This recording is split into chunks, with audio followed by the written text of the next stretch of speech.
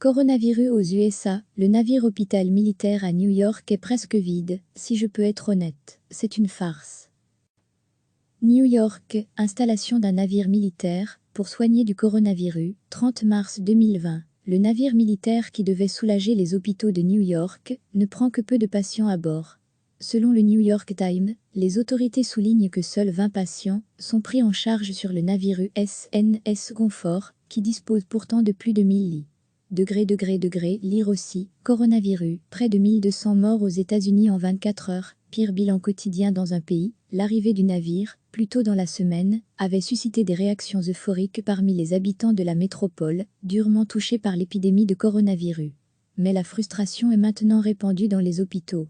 Si je peux être honnête, c'est une farce, regrette Michael Dolling, président de l'organisation des hôpitaux Northwell Health. Alors que les établissements sanitaires de la métropole sont aux prises, avec l'afflux de milliers de patients, des lignes directrices strictes ne permettent au navire hôpital que la prise en charge de certains patients atteints de pathologies bien définies. Les hôpitaux ont reçu une liste de 49 maladies qui ne sont pas traitées par les médecins de l'armée. En outre, aucun patient atteint du coronavirus ne peut être admis à bord du USNS Comfort. Cela signifie que les ambulances transportant de nouveaux patients ne sont pas autorisées à se rendre directement au navire. Les conditions de santé des patients doivent d'abord être évaluées en profondeur dans un établissement local et les malades doivent ensuite être dépistés pour le coronavirus. Ce n'est qu'alors que l'embarquement devient possible. La marine a envoyé un navire hôpital militaire à New York, mais aussi à Los Angeles. 15 patients sont actuellement traités à bord de l'USN Mercy. Recevez chaque matin l'essentiel de l'actualité. Le navire militaire qui devait soulager les hôpitaux de New York ne prend que peu de patients à bord. Selon le New York Times, les autorités soulignent que seuls 20 patients sont pris en charge sur le navire USNS Comfort, qui dispose pourtant de plus de 1000 lits.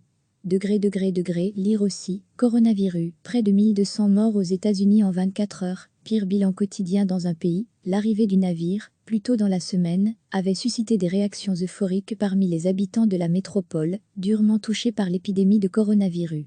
Mais la frustration est maintenant répandue dans les hôpitaux. Si je peux être honnête, c'est une farce, regrette Michael Dolling, président de l'organisation des hôpitaux Northwell Health.